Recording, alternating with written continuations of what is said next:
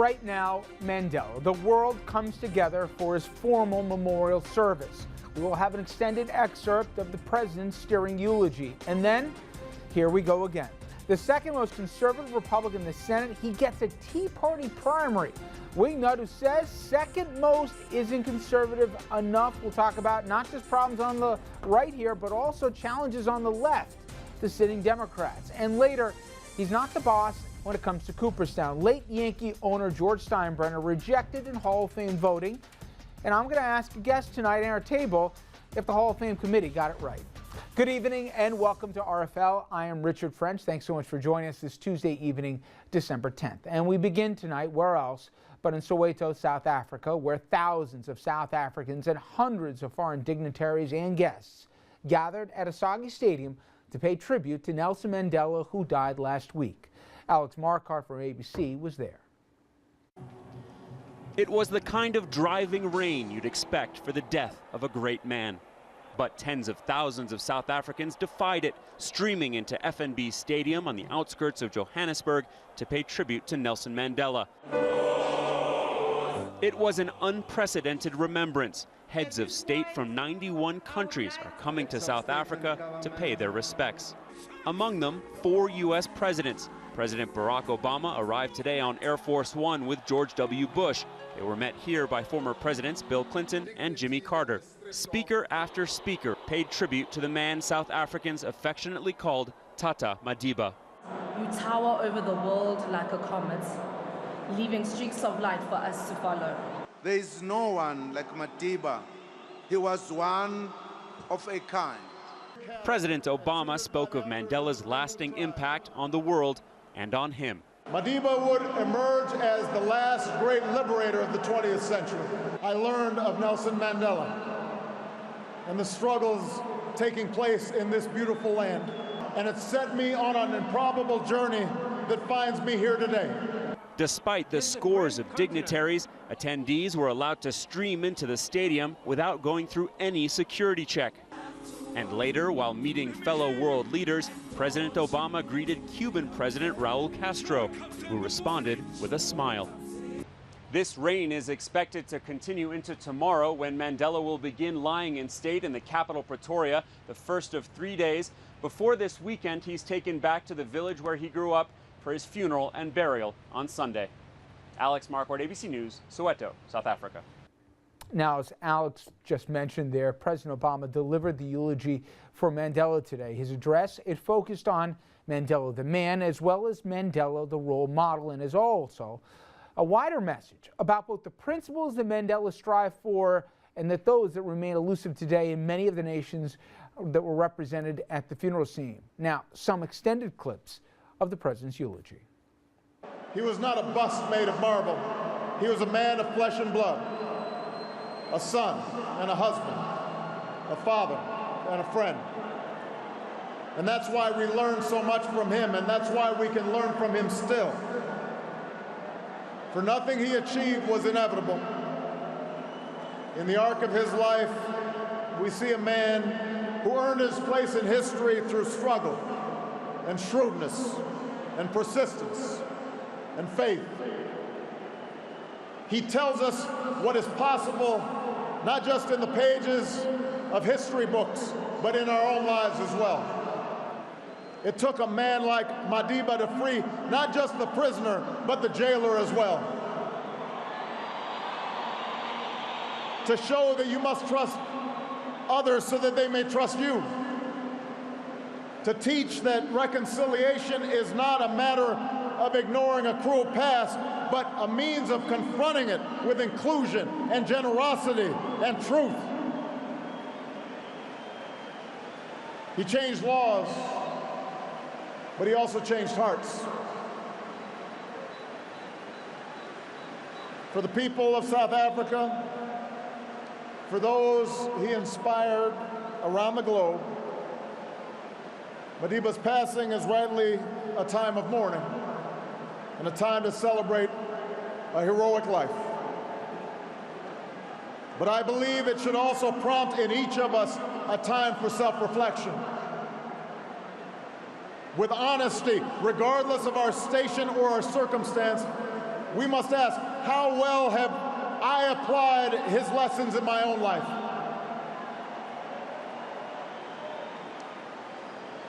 It's a question I ask myself as a man and as a president. For around the world today, we still see children suffering from hunger and disease. We still see rundown schools. We still see young people without prospects for the future. Around the world today, men and women are still in prison for their political beliefs and are still persecuted for what they look like and how they worship and who they love. That is happening today.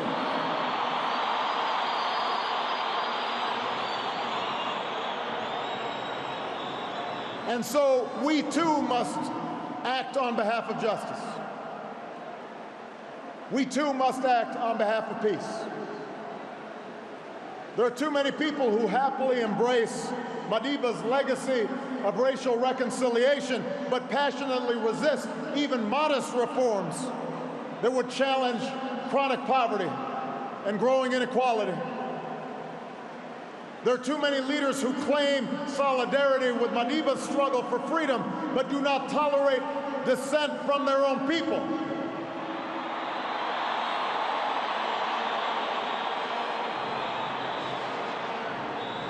And there are too many of us on the sidelines, comfortable in complacency or cynicism, when our voices must be heard.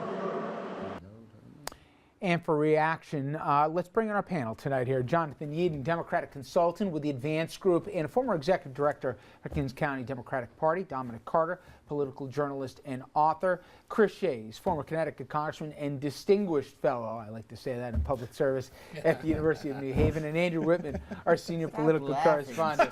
Yeah. Well, you know, earlier, after the passing of Mr. Mandela, Dominic was sharing an experience that he had. He got to sit down with the late Mr. Mandela when he came to New York, or soon after being released from prison. You had a chance of meeting with him as well. And in a group, yes. First off, he addressed Congress, as did Václav Havel and other world leaders that you really wanted to meet. Yeah.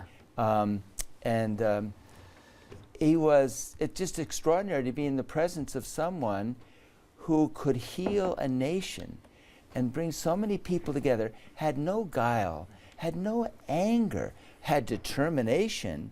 He had strong feelings, and some of them he was a little pro-communist in a way. I mean, so he had to reconcile with that. But gosh, what a privilege to have just been in the room with him. And you know, they throw around terms eyewitness to history and stuff. Not only eyewitness, I mean, he made history. And you put in context what we go through in Washington right now, and just think what he inherited. 27 years, you're locked away in the prime of your career, if you will. You come out, and you have, just like the congressman said, you have to totally, submerge all that anger and rage and bitterness, and you have to try and piece a country together. With all the different factions and all the different histories and agendas, he managed to do that, and he left, as they say in any profession, on top. Can I just say, he didn't submerge it, he let it go. Yeah, that's a better way to say it. That's definitely a better way to say it. And Dominic, what did you make of today's memorial? Well, I thought it was a tribute that was fitting of a man of his stature, someone who has done the things that he has done to bring the world together. Richard, I want you and everyone on this panel to think about this for a second. Now, you already know, as you've pointed out in the days ahead, there were parts of the African National Congress. Today, they're a formidable political party. But back in the day, they were considered a terrorist group by the American government. Now, imagine after 27 years of prison, if Mr. Mandela, and remember his wife at the time, Winnie Mandela, there was a militant side to her. Yep. She ended up going on trial for the necklacing of several members and so on. That's now, the tire. When they put the tire yeah. on you, if they feel that you're a traitor, they put a tire on you where your arms can't move and light it on fire. Wow. Now imagine if Mr. Mandela, so his wife was somewhat militant at the time, imagine if he had walked out of prison and issued a call to arms. Which he could have after 27 years of prison. Yeah. Think about that for a second. You would have had an entire country up in arms. Arguably even a continent. And John, you know, we talk about optics. He figured out in ways large and small to connect. And there was, many of us saw the movie Invictus, but the idea of embracing the Springboks, the white rugby team that was viewed, you know, with antipathy by 90-some-odd% of the population, the black population in South Africa, but to embrace it and then to let both sides, in effect, get rid of the stain that was on South Africa for all of that. And in so many ways how he did that. It wasn't perfect. South Africa's not perfect now. It's not a fairy tale with the perfect ending for everything else. But to be able to do that and to be able to say, and I haven't seen one other leader that I can remember, after 4 years, I'm out. Don't call me, you know, I'll call you, that famous line he did. You can't find analogies, even on the local level, for people who do that. You're right. You think of you know, the election of Abraham Lincoln and what that did for the United States, the ascension, the rise of Nelson Mandela coming out of prison after 27 years was this defining, you know, life-changing moment for this entire country, the continent of Africa in a lot of ways, and really the world, right? I mean, what he did and his lasting impact on the world and what it did for other emerging nations in Africa and Asia. I mean, it's miraculous. It's amazing. And you know what's interesting to me, though? South African whites started meeting with him 5 years before he was let out. The clerk actually went to prison, and Mandela didn't let other people know some of that.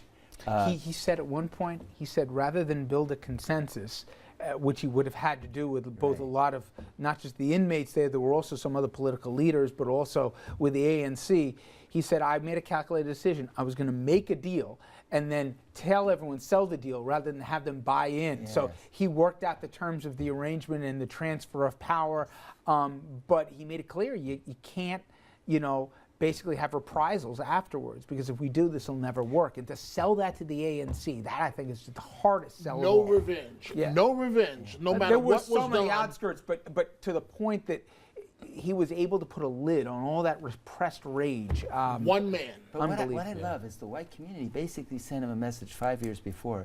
You're going to be the leader of this country. He sat in prison for a number of years thinking, what kind of leader did he want to be? That was just interesting to me. So much of this is. All right. And Andrew, one of the things we'll talk about is there was optics at the event today that we're going to be talking about, a simple handshake even, that we'll be talking about later in the program, right? It's a simple handshake. He loved that handshake. Well, apparently not everybody did. When we come back here, we will switch gears, and special coverage continues. We approach now another issue, another date here that is going to be painful in this region, but also important as it remains the state of guns in America, the Newtown anniversary. Emotions running high in that small Connecticut town, and the push for sensible gun laws, it continues. And it is proving, though, to be lonely work indeed. Please stay with us, everyone. We'll be right back.